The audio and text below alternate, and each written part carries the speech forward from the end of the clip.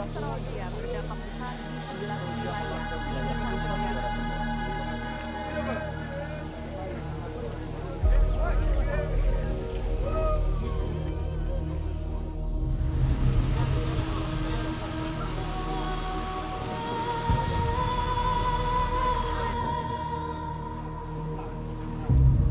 Sadis, Pak.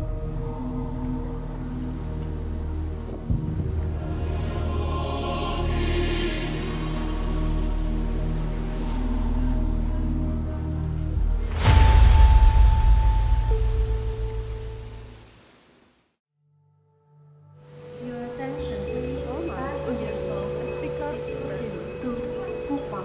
Please board the front gate. Hari ini, saya dan tim berkesempatan mengunjungi Kupang, Nusa Tenggara Timur, untuk menggali banyak informasi terkait badai Seroja. Saya bertemu dengan seorang teman bernama Elizar. Dia mengantarkan ke beberapa tempat untuk bertemu orang-orang yang menjadi penutur bagaimana badai mengubah hidup dan cara pandang mereka terhadap alam. Jadi dari hari Kamis ya itu. Kamis itu udah mulai hujan, tanggal 1 kalau tanggal 1 April tuh ingat saya. Tanggal 1 hujan, tanggal 2 hujan. Tanggal 2 itu sempat berhenti bentar dia. Dari jam kurang lebih dari jam 2 siang sampai dengan jam 9 malam dia hujan lagi. Tanggal 2 April. Lanjut terus sampai dengan hari Senin, dan puncak dia badainya itu tanggal 4 dini hari jam setengah 1. Jadi pas Seroja dulu, ini habis Seroja ya paginya itu, ini nggak bisa lewat karena tumbangan pohon semua. Kemudian ini tiang listriknya nih baru karena itu roboh semua.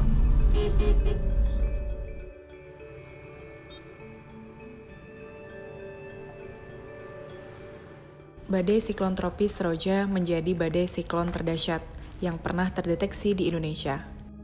Dampak kerugiannya tidak hanya materi, tapi juga memori. Kerabat dan rumah tempat memori dirajut lenyap seiring datangnya bencana. Ini yang kejadian ini. Malah ini. Rumah yang mana? Ini satu rumah ini. Rumah yang itu. Ya, air separuh hilang. Hilang. Hilang semua. Ya. Mau bertahan di mana lagi, Bapak? Ini posisi musim hujan. Ini belasan. Ya, Belasan? 20-an. 20-an. Ya. Yang banyak Nggak tahu kan. banyak yang sudah banjir bawah.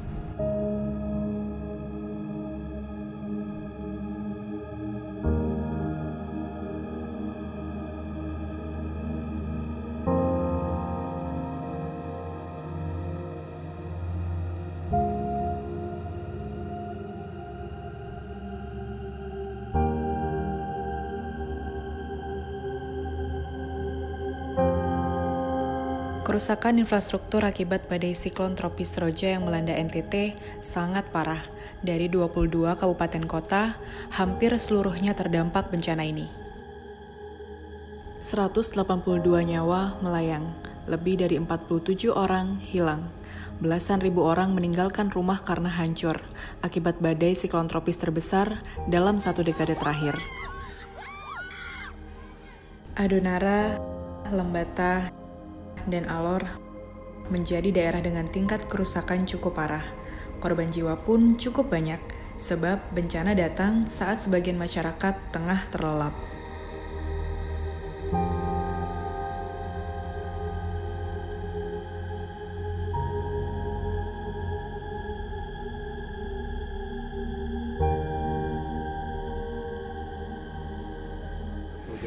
Ini tempat apa nih Mama? Usaha kah? Warung. Warung. Kalau Mama? Nasi goreng. Warung nasi goreng. Sementara di Kupang, banjir dan gelombang tinggi melanda ibu kota provinsi NTT tersebut. Hujan deras mengguyur sejak awal April, sampai puncak badai siklon tropis, yakni tanggal 5 April dini hari.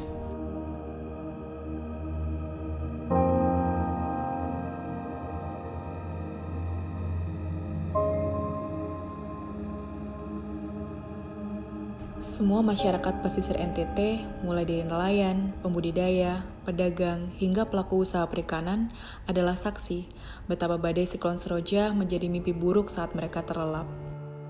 Jadi kejadian waktu angin datang itu Ibu, barang-barang kita yang di atas kapal pun berterbang diangkat.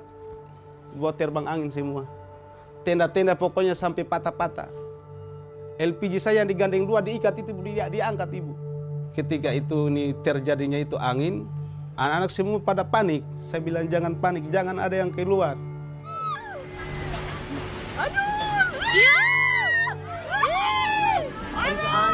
Kejadian malam itu mereka sampai sudah pasrah, sampai pokoknya barang-barangnya dibuang semua.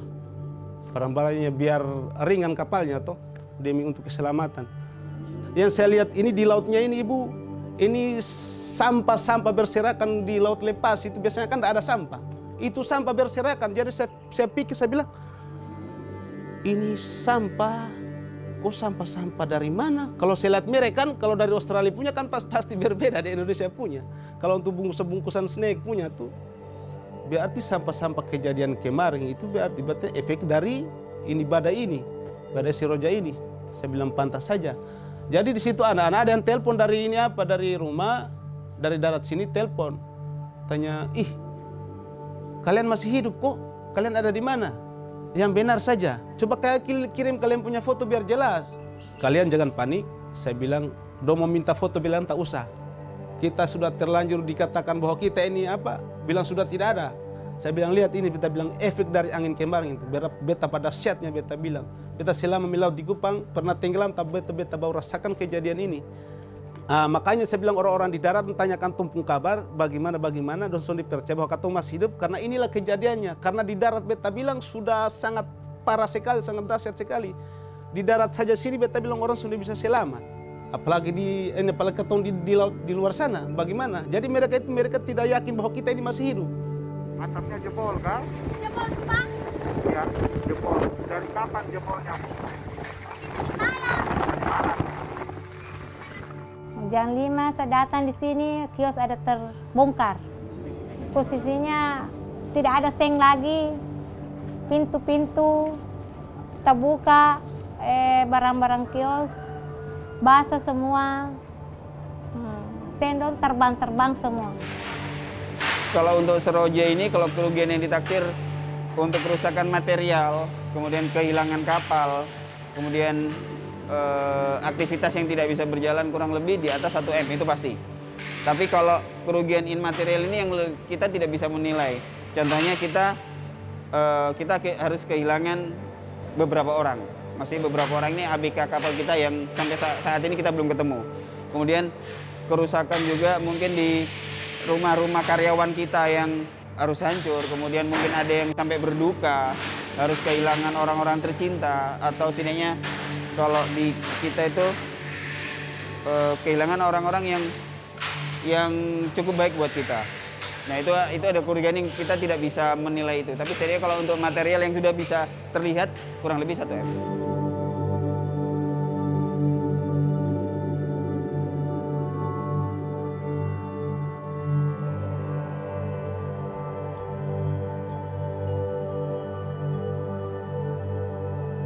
Siklon tropis Seroja adalah sebutan bagi bibit siklon tropis 99S yang terpantau oleh Jakarta Tropical Cyclone Warning Center sejak 2 April 2021 dan puncaknya pada 5 April 2021 dini hari. Lokasi siklon tropis Seroja ini terpantau berada di Samudra Hindia sebelah barat daya Pulau Timor, di titik koordinat 11,3 lintang selatan sampai 120,4 bujur timur, yaitu sekitar 180 km sebelah barat daya Sabu. Meski bukan wilayah langganan, badai siklon tropis beberapa kali terdeteksi tumbuh di perairan Indonesia, dimulai dari siklon tropis Durga pada tahun 2008 dan menjadi siklon paling bersejarah. Sebab merupakan siklon tropis yang pertama tumbuh di area tanggung jawab Tropical Cyclone Warning Center, Jakarta, pusat peringatan dini siklon tropis di bawah naungan BMKG.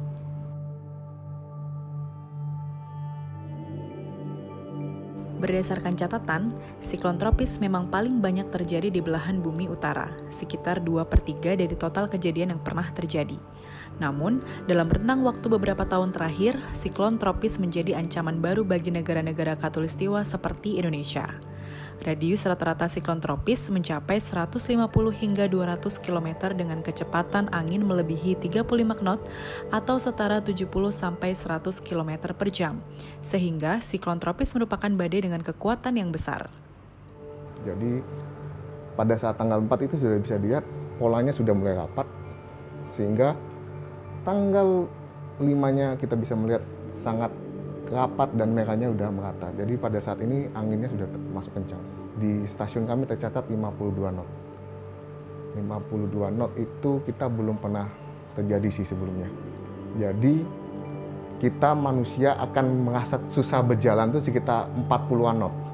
30-40 kita sudah merasa kita berjalan terhambat. Ini 50.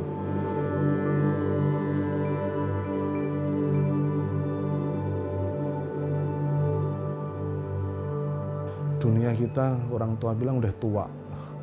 Ada pemanasan global dan sebagainya. 3 hari itu nggak bisa kemana-mana. Kantor tuh banjir. Tanya itu, ya toh? Nah, Wisnu sini, Wisnu. Nggak apa, ini kebetulan operasionalnya ini. Jadi kalau cerita Seroja, inilah BMKG sebenarnya. Ujung tombaknya ya teman-teman ini. Sabtu, Minggu, mulai Sabtu habisnya. Sabtu, Minggu, Senin, Pak, kita nggak bisa pulang. Ya sudah, yang penting monitor data terus masuk. Bencana siklon tropis Seroja jelas terasa berat, apalagi datangnya saat pandemi COVID-19 masih melanda. Tenda-tenda pengungsian yang seharusnya menjadi rumah sementara dikhawatirkan menjadi penularan virus.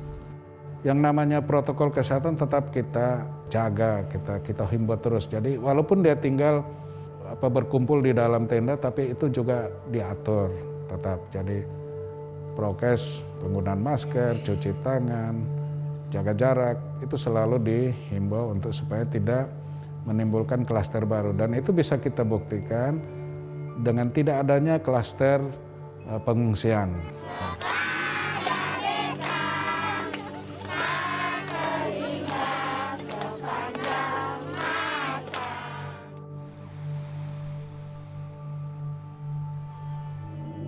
Bencana siklon tropis Seroja yang baru saja terjadi menjadi bukti nyata bahwa bumi tempat kita hidup, khususnya lautan, tidak sedang baik-baik saja. Selain di pesisir, badai Seroja juga berdampak pada wilayah Taman Nasional Perairan Laut Sawu. Perairan Laut Sawu memang memiliki makna strategis bagi pembangunan Provinsi NTT. Hampir sebagian besar kabupaten dan kota di NTT sangat tergantung pada Laut Sawu. Taman nasional ini telah menjadi bagian dari segitiga karang dunia, di mana di dalamnya ada sekitar 76% spesies terumbu karang dan 37% spesies ikan karang yang ada di dunia. Monitoring dampak badai Seroja di wilayah perairan Laut Sawu dilakukan oleh Balai Kawasan Konservasi Perairan Nasional atau BKKPN di sejumlah pantai di Kupang dan Kepulauan Rotendao.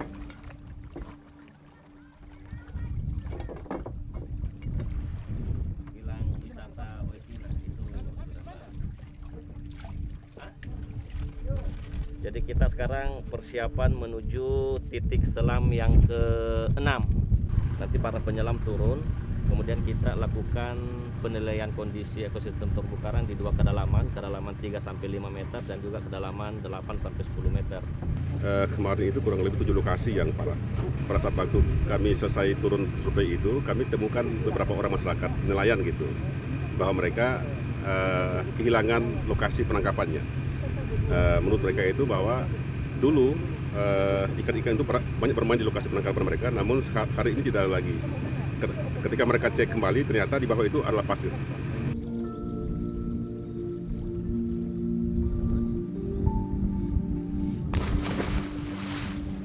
Monitoring ini juga sebagai upaya Kementerian Kelautan dan Perikanan menjaga perairan Laut Sawu tetap lestari.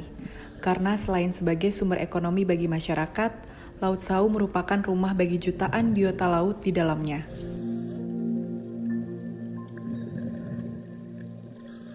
Jadi tadi kami melakukan monitoring ekosistem terumbu karang. Kita ingin melihat dampak badai Seroja terhadap kondisi ekosistem terumbu karang, dan lokasinya kita di perairan Kabupaten Kupang, tepatnya di Desa Oisina. Metodenya tadi kita menggunakan underwater photo transect untuk mengetahui kondisi ekosistem terumbu karang. Kemudian kita juga melakukan pendataan ikan dan kerusakan karang. Langkah selanjutnya ya pastinya yang pertama ini baru tahap pengumpulan data mengetahui kerusakan karang akibat dampak Seroja. Kalau yang tingkat kerusakannya parah pastinya kita akan rehabilitasi, karena itu kan pasti biayanya besar, sumber bibitnya juga harus kita pikirkan untuk disuplai.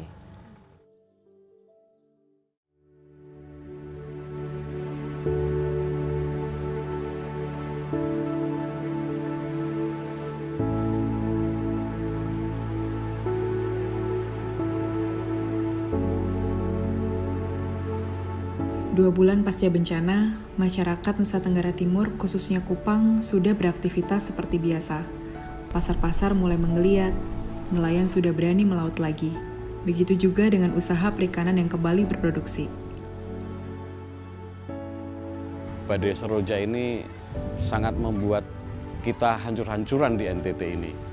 Tapi masyarakat NTT tetap semangat dan mereka kembali membangun kapal-kapalnya yang rusak. Ini juga bukan kehendak kita, bukan kesalahan kita, tapi memang sudah takdirnya seperti itu. Yang perlu kita lakukan adalah bagaimana kita terus berkarya, bagaimana kita terus berjuang. Yang sudah terjadi, kita ambil pelajaran.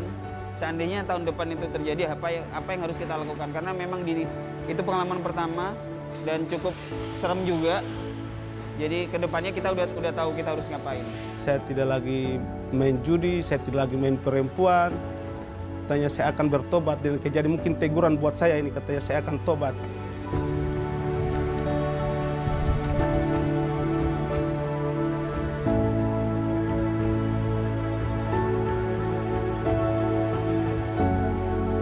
Kita jangan lemah, tetap kita berusaha. Dengan adanya Seroja ini juga membangkitkan kita, supaya kita jangan lemah. Kita tetap berusaha untuk bekerja, supaya kita ekonomi kita kan bisa bangkit lagi, tetap melaut. Ini bedanya orang NTT, dia bencana begitu, tapi dia harus melanjutkan hidupnya.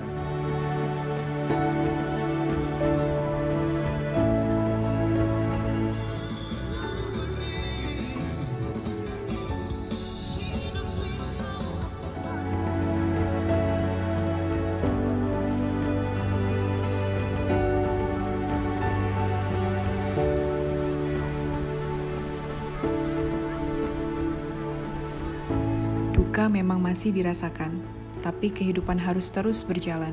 Potret buram yang dibawa oleh Seroja, badai terbesar dalam sejarah siklon tropis Indonesia, biarlah menjadi cerita pilu yang penuh pelajaran.